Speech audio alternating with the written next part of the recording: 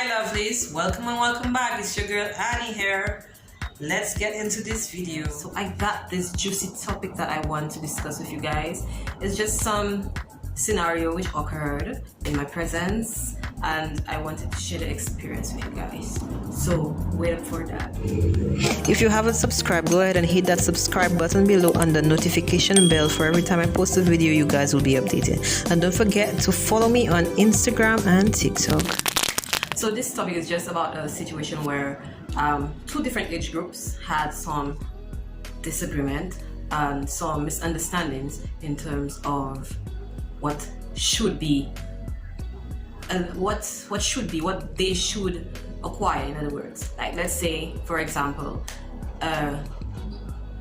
recent graduate from high school, 17 years old, and the 25-year-old who has had experience in the work field or in relationship field. So let's use the relationship aspect of this thing. So if these two individuals are placed in the same position, whereas let's say two males, 17-year-old male and a 25-year-old male, and this is this well put together, let me see, 20-year-old woman, right?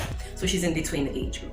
So it would be, if she chooses the younger person, the person would feel like, hey, you're choosing me because you can manipulate me, or you're choosing me because I'm better than the older person, or I'm fresh than the older person. If she had to choose the older one, she's 20, she chooses the 25-year-old, it would look as if she chose him because he had more experience. She chose him because he's older, more experienced, supposedly more experienced. But that's not the case, is it? Age doesn't define experience these days. It doesn't define wisdom. There are people who experience a lot of stuff from a young age, and that matures them. Before the age of 20, they're already mature thinking individuals. So let's leave it on that note, and let me run into the topic of what I really want to speak about. This is what I jotted down in the heat of the moment and the inspiration that I got from the scenario. So here I go. Your opinions do not define me. Some people will dislike you because of how you love yourself and how others love you. Sometimes it's that they believe that they are better than you and you shouldn't love yourself as much as you do. So let's stop there. I have a video along the same lines, guys. Go look it up. It's about loving yourself. It's about being confident. It's about just owning you, loving who you are, owning yourself, being comfortable in your own skin.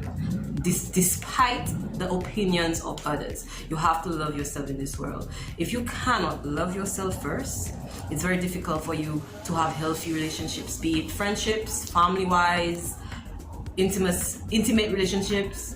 It is going to be difficult. You have to love yourself first. It's easier said than done. It's a working process, especially for those who grew up with low self-esteem. Guys, you have to work on loving yourselves, right? This is who you have to live with for the rest of your life. So if you don't love yourself, it's going to be very hard for you to just go through life. You always be dampened. Anyways, before I go too much into that, let me go to the next, what the point I made there. People dislike it because of how you love yourself, right? So it's like, in this scenario, people will try to dampen the person's mood because they believe like, who are you to be behaving that way, to be thinking so highly of yourself? That is how they behave. That is the energy they project towards this person who is confident, who is trying to be confident in themselves, who is loving themselves. So yeah. Sometimes sometimes people project their own insecurities onto you.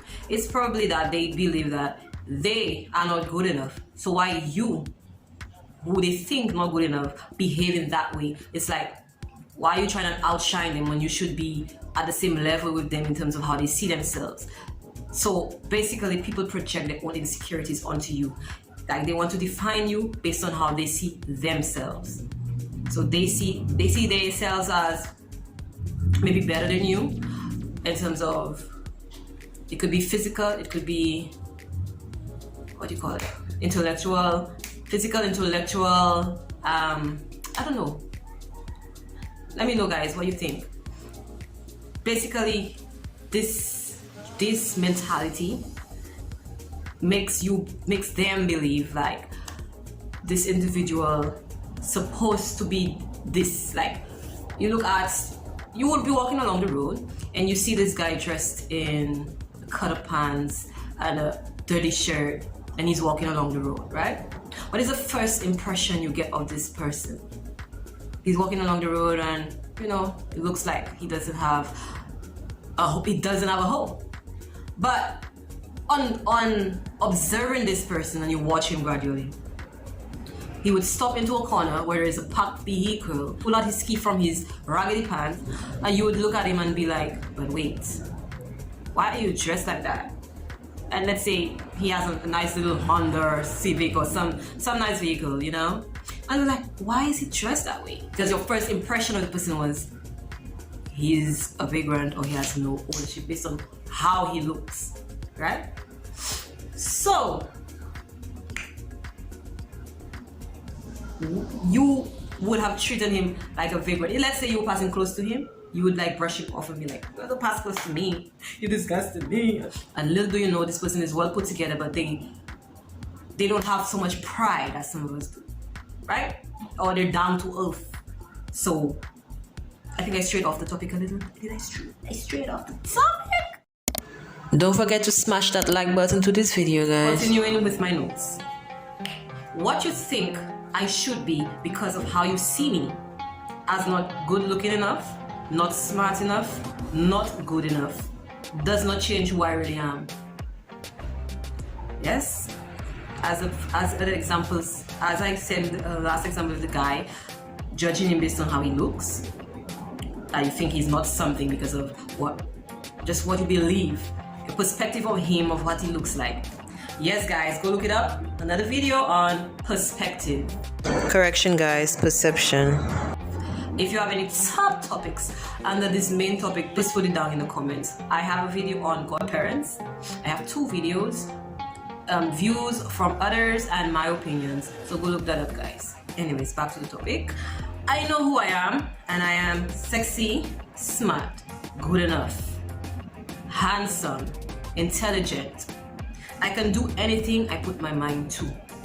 You gotta tell yourself these things, guys. You gotta tell yourself, write this down, write 5 things down that you think are lovely about yourself, what you love about yourself. Be it, I got nice eyes, I got nice lips, don't laugh. I got nice ears, I got nice feet, I have a nice voice, I have a nice smile, I have lovely hair, I have lovely skin, I am kind, I am generous, I am caring, I am loving.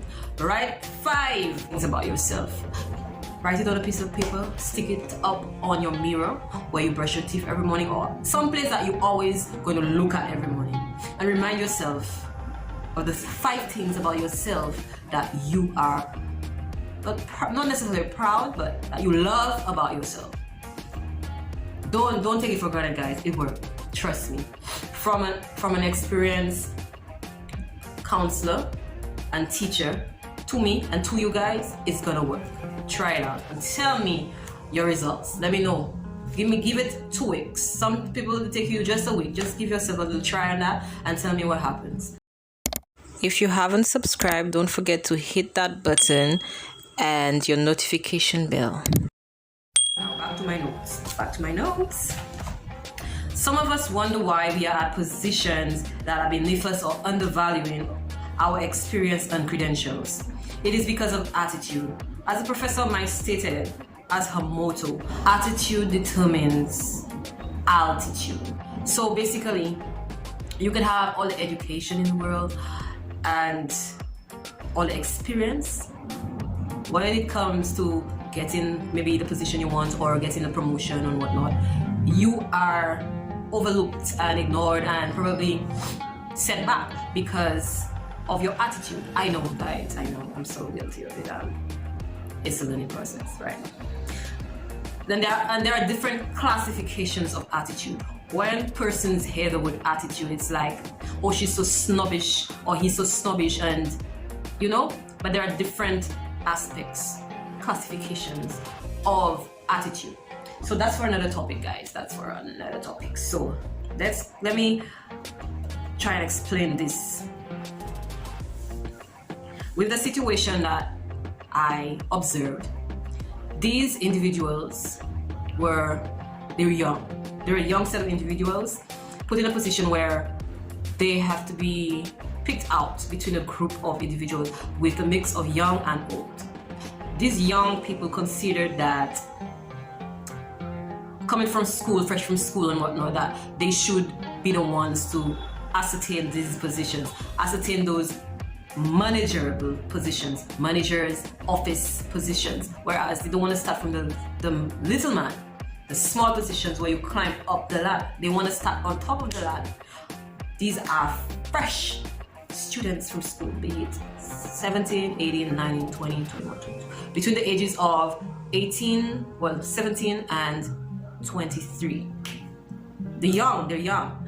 I remember myself at that age. I had that same mindset. It's like I believe it's the school's fault. The schools program students to believe that come to school, get your education, and you go out into the world of work. You just step into the world of work and they'll be like, hey, look a job because you did well at school. That is not the case, honey.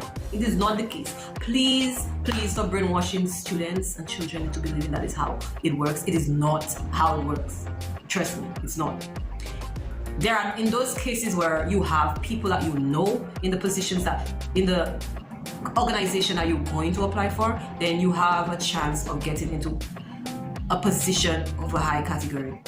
All right? Anybody.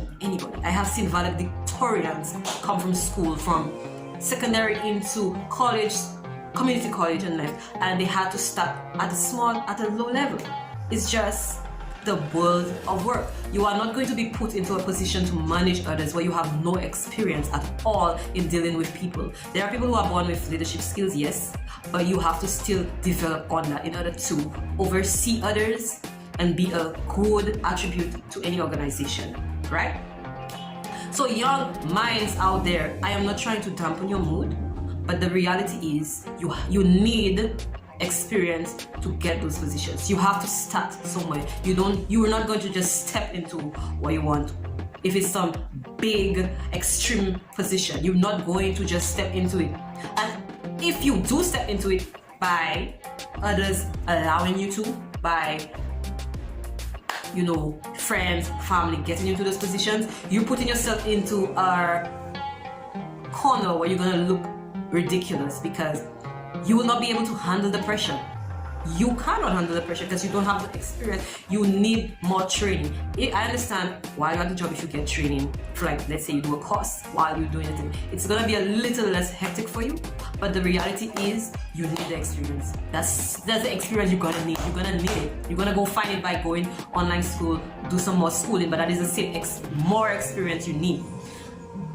High school and community college as too low a level of what you think that you need to acquire those set positions, those set dreams that you want to have, right? The most basic and average occupations that we Caribbean people that I've realized that we delve into is teaching and nursing, right? Teaching and nursing. You could be fresh from school and enter into one of these programs, teaching nursing 3 to 5 years, and then you go into the field of work. It may seem that easy, but there are people that I know that it took them about a year after nursing school or teaching school to get into teaching and nursing. I don't know what transpired, but it took them time to get into those fields that they wanted to. So everything has a process you have to undergo. You cannot just come from school and just drop into it, right? There's a process. So yes, that's just me speaking to you guys from experience. Back on my notes.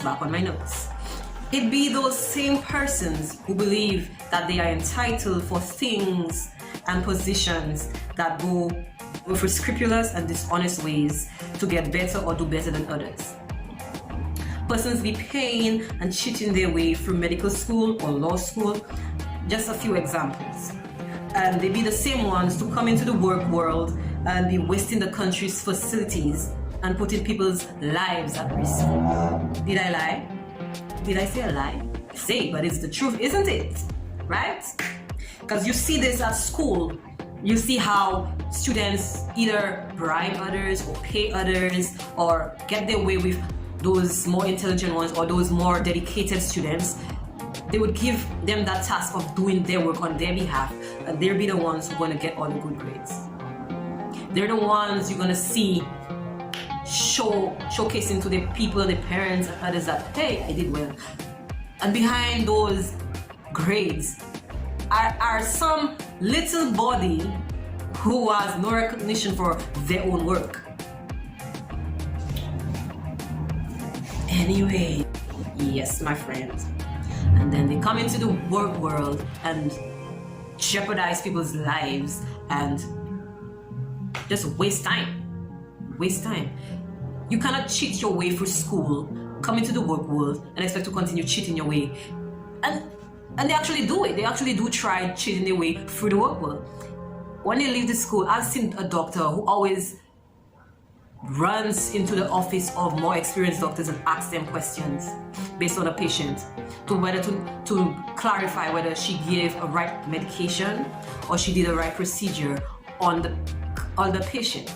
She would have the visit, talk to the patient, give them the prescription and whatnot.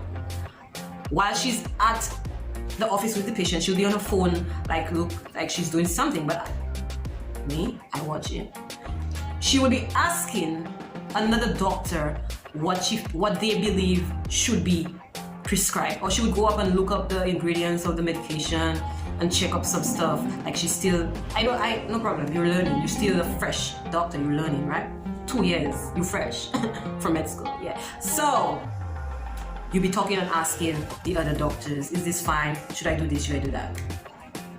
Are you paying them part of your salary to answer the questions that you're asking them? Shouldn't you know these things already? The basic stuff, general knowledge, right? General practitioner, right? I don't mean to attack nobody, but I'm just, shouldn't you know these things?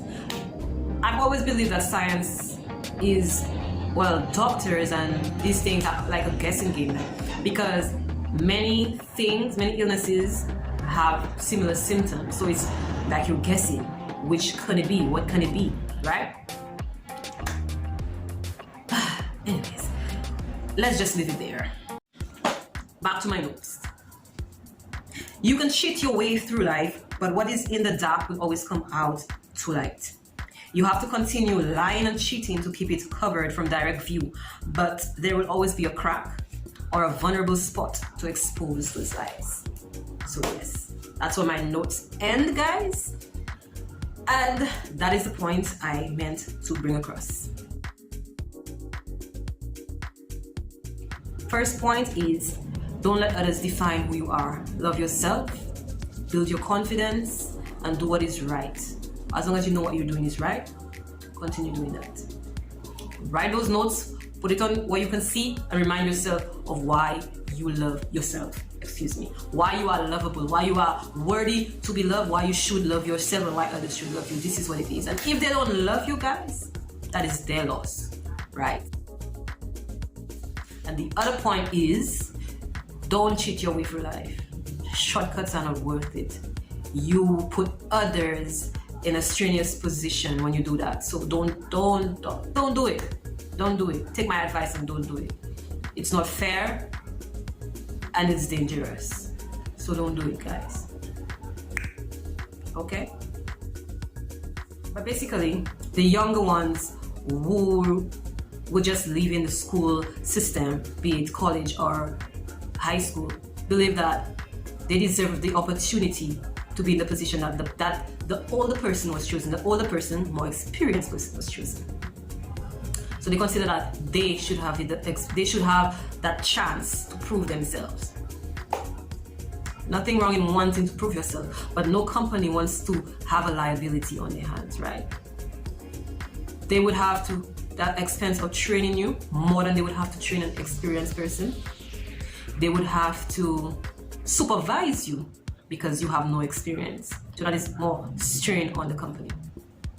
Whereas if an experienced person who should have those qualities that they require on your CV. So this more experienced person would need less supervision and less training and would pick up on it quicker because of the experience in the work field. That's what it should be. So this is what the company looks at. It's not that they're being biased. They are looking at their own expenses. What would be cheaper for the company? What would be more substantial is the word for the company? What would be easier for the company? So in terms of these young folks leaving school, there are certain employers. You got to go to those jobs where you know that they need young people, where they need fresh minds, where they need fresh ideas. It may not be what you want at the time, but you can start there. These employers look for fresh people, new innovation, innovative people that could bring new ideas to their companies. I guess I would say media houses, sales, retail. These are the positions, I believe, that a manager would choose somebody directly from school. So guys, these are my opinions, my experience, and my views. If you have an opinion or a topic you would like to discuss, please press that down in the comments, guys, and love having you here with me. Don't forget to hit that subscribe button so you can see more of my videos every time I post a video. Wait up for the vlog that I have upcoming, the vlogs, plural. You're gonna love it. Don't forget to subscribe, guys, if you love this content. And don't forget to subscribe. Toodles.